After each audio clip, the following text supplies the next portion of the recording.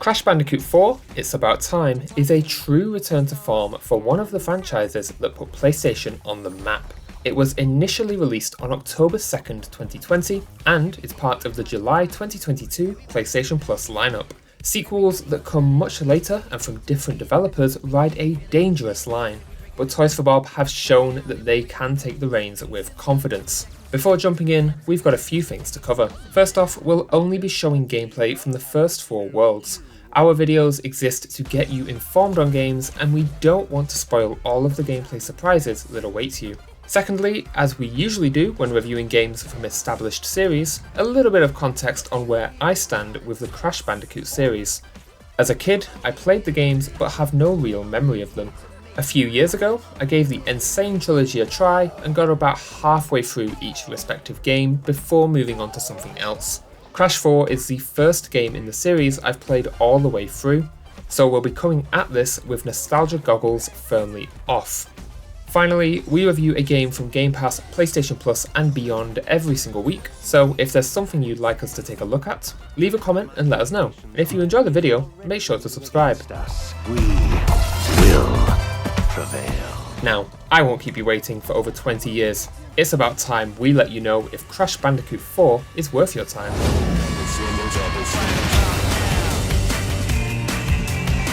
This gameplay helped build an empire over 2 decades ago, and whilst there is a lot to love here, I did have some problems. As usual, let's start with the good.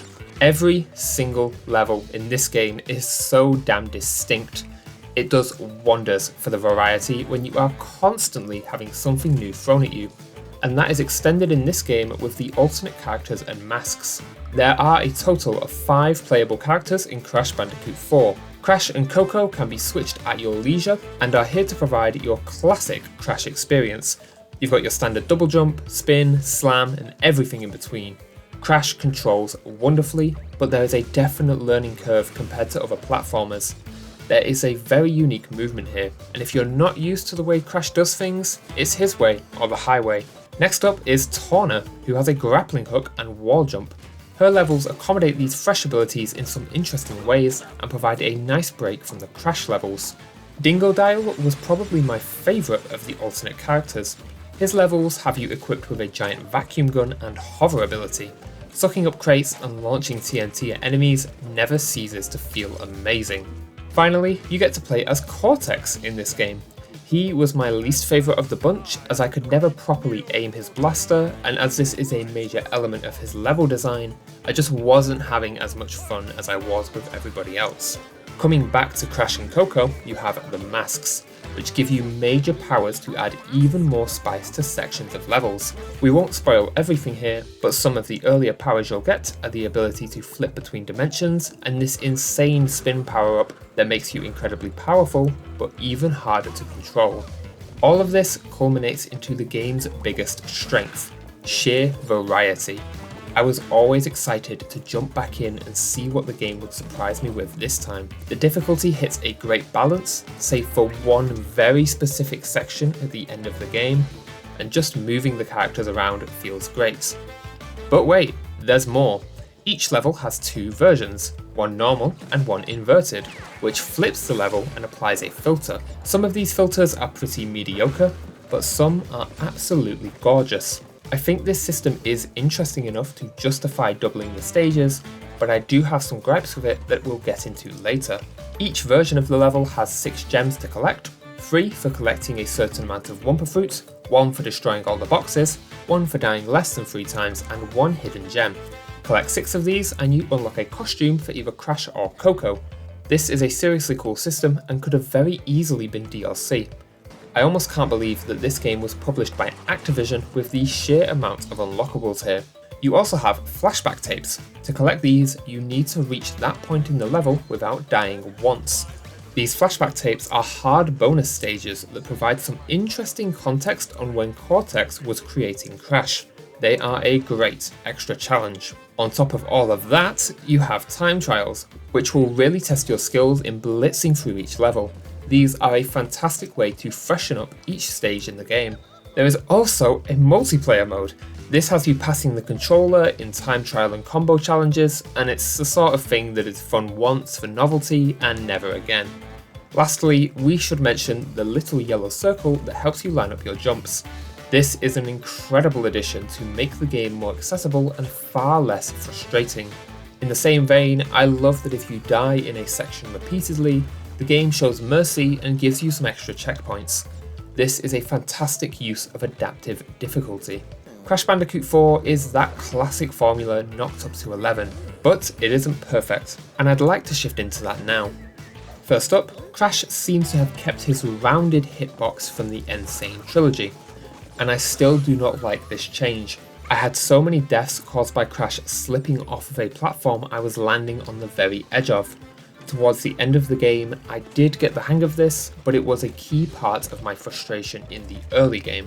In the same vein, I really struggled with the perspective in this game. The camera is mostly fixed, and this means it's hard to know when you're about to run off the edge of a platform, and sometimes it's hard to see hazards before you are killed by them. I had a lot of deaths in this game that didn't feel like my fault, and in a game that at times demands so much from you, this is a big problem. With criticisms like these, it's always important to ask myself if I'm sad because I'm bad. And in this case, sorta. Crash Bandicoot has always had some level of difficulty, but the issues mentioned here can make the game feel unfair at some points, and when a game becomes frustrating because of that, you have a problem. Despite this, when I look back on my time with the gameplay of Crash 4, I'm honestly super impressed. The game has a really solid variety in both levels and characters, alongside some challenging collectibles with interesting rewards and an overall solid difficulty curve. The issues present are very dependent of your experience with these games, but if you're affected by them, like I was, they can become a major detriment at points. We're starting out strong, but not perfect, with a 4 out of 5 for gameplay.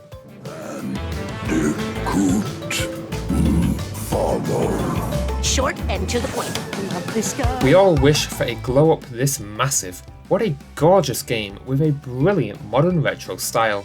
It takes a lot of talent to pull an art style from 20 years ago into present day, yet Toys for Bob have pulled it off marvellously. Every single level has its own visual personality, and that is compounded by every different world being completely visually distinct from each other. The devs have created a premise that allows them complete freedom in designing worlds, and whilst they don't push the boat out completely, they do it with a talent to give each world its own distinct look. Even in just what we're showing you, we've got that classic Crash starting world, Mad Max Fury Road, swashbuckling pirate world, and mystical Central Asia. The game does stick with some established world themes, but all of them are so detailed and polished that it's hard to not constantly be in awe from the bare looks of this game. Then you compound that with the inverted filters.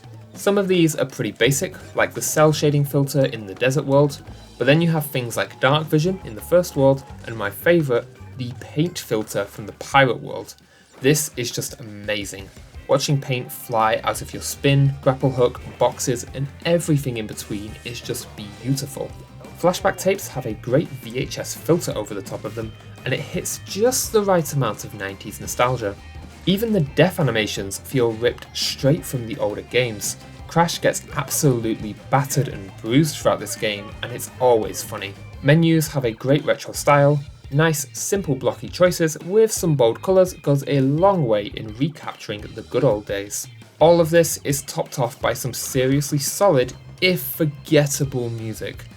Each level has its own unique theme, and for the most part, they sound fantastic. Each track adds a great energy to the stage it accompanies, but on the spot, the only one I can vividly remember is that classic Crash Bandicoot theme. The only thing I miss on the art direction side is that Crash no longer has all of the boxes you miss dropped on his head at the end of a level. This was a pretty funny addition in the past, and I'm sad to see it missing here. But overall, this is some radical art direction.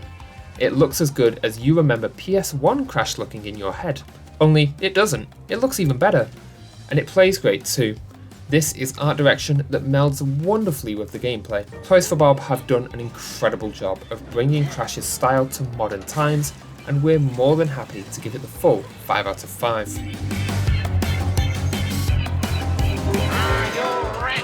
Crash is not a series known for groundbreaking narratives, but this entry knows how to have some fun. The story here exists to serve the platforming, and whilst it's mostly an excuse to just bring all of Crash's villains together, there are plenty of callbacks and jokes that poke fun at the previous Crash games. This feels like a natural extension of the original trilogy.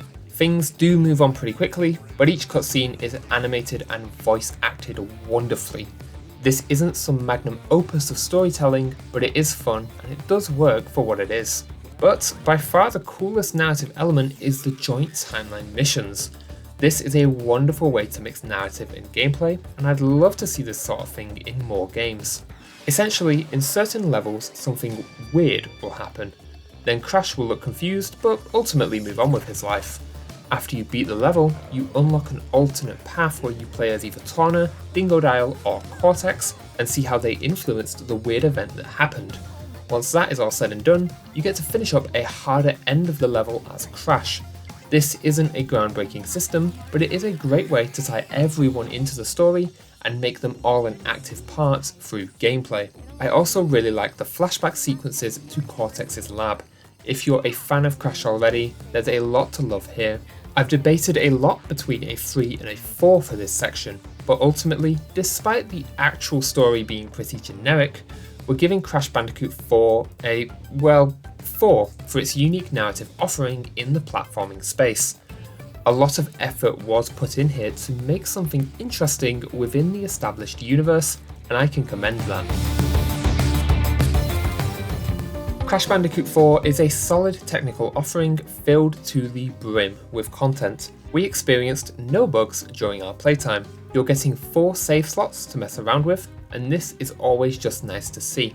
You have the option between playing the game in Modern or Retro mode. Modern is infinite lives, Retro is limited lives where if you run out, you go right back to the start of the level. I'd recommend playing on Modern. Content-wise, you're getting a full campaign of almost 40 levels, inverted versions of each level, gems to collect with some high quality costumes to unlock, flashback tapes to collect for harder bonus levels, time trials, and both gold and platinum relics to collect. There is an insane amount of content packed into this package. Gameplay settings has further toggles for time trial ghost and enhanced shadows. You can toggle controller vibration and completely rebind controls to your liking. Video has toggles for camera shake and motion blur. You can also invert each camera axis individually. The game also includes 4 colorblind presets which have a strength slider. Sound has sliders for music, FX and voice volume. This isn't a lot, but it is all you need. Subtitles have their own menu where you can enable them, change text size, font and background opacity. You can also choose hint text size. There is a subtitle preview at the bottom of the screen. The default subtitles were nice and readable during gameplay. There is only one omission, but you can rectify this with the rebindable controls, so consider it a personal nitpick. On PS5, adaptive triggers seem to be activated by default. Mask abilities are triggered by either the square button or the right trigger. I frequently used the right trigger as it was more comfortable, but the trigger had that adaptive trigger lock that it does, and it got me killed a lot. My recommendation here, if you're playing on PS5, is to switch mask abilities to the right bumper. That one avoidable nitpick aside, this is a seriously polished technical package with some wonderful tweaks. This is an easy 5 out of 5.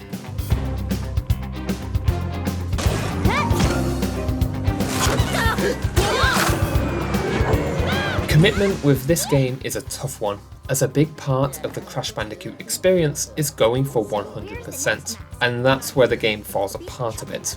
Let's start with the good though.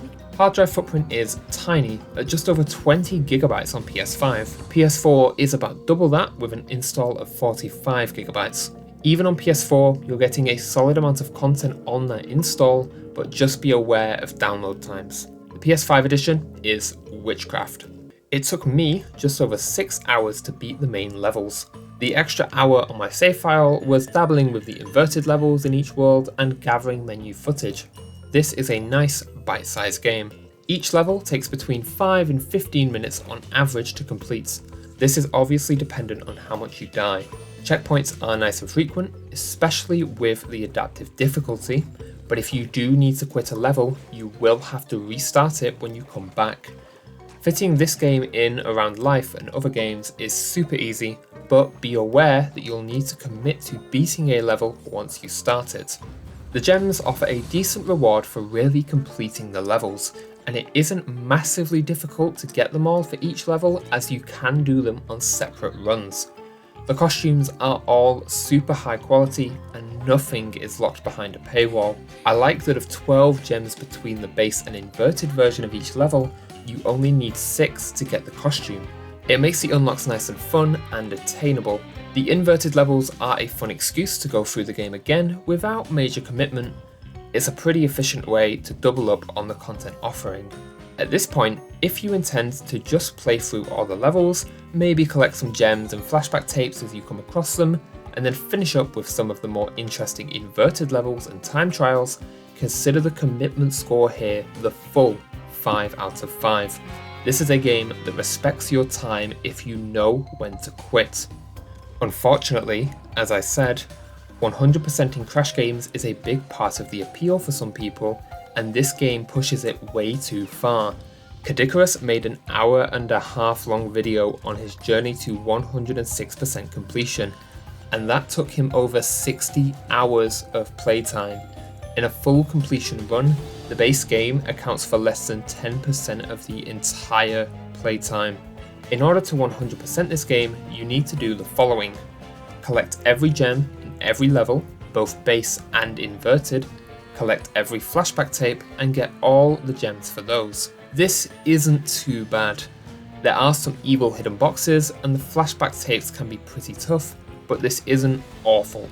The only part about this I don't like is that you have to collect all of the gems in the inverted levels too, which feels like a pretty artificial way to double the completion length without actually doing anything meaningful. In order to 106% the game, you need to do the following: get a platinum time trial relic in every single level, get the insanely perfect relic in every single level. You only have to do these in one version of each level, which is some mercy. The time trial relics just ask you to be super quick in beating each level. This is hard, but not too awful. The insanely perfect relics are where the game really starts to disrespect your time. These ask you to complete a level whilst breaking every box and not dying once. This is a game where you die in one hit without a mask, and sometimes Crash will just slide off a platform, and sometimes the thing you're riding controls terribly when it comes to precision breaking boxes, or you misjudge the weird perspective and die, or the perspective is flipped backwards so you have a fraction of time to react to a box that is right in front of you. The game demands perfection of you, but not of itself, and this whole experience is where the game starts to just crumble apart. And to top off that insane challenge, your reward is an unsatisfying 20-second cutscene. I tell you this so that you don't attempt this. It is not worth your time in the slightest. So, to round this all out, the base game scores a 5 out of 5 on our commitment scale. It is such a wonderful package that, whilst hard, does respect your time and hard drive. We'd give the post-game to 106% a 1 out of 5. This whole section of the game is just nuts, and no sane person should attempt it. Toys for Bob went way too far here without understanding what the older Crash games did right in terms of completion requirements. Rounding out the entire package, we're going to give this a 4 out of 5 on our commitment scale. The average between 1 and 5 is obviously 3, but we're weighing the base game over the full run, as the base game is what most people are going to actually be playing. We just wanted to shed light on how insane the completion requirements are here. Right, let's wrap this up. Crash Bandicoot 4 is absolutely worth your time, but the second you even consider going for 100%, you need to delete the thing off your hard drive, go take a cold shower, and think about what led you here. This is a marvellous callback to what made Crash a staple in the 90s with some amazing new twists. It is a solidly challenging platformer that is always throwing something new at you to play with and look at, and it never failed to delight. Despite my nitpicks, I really did love this game. But it's about time I delete it from my hard drive and go take a cold shower before making a terrible decision.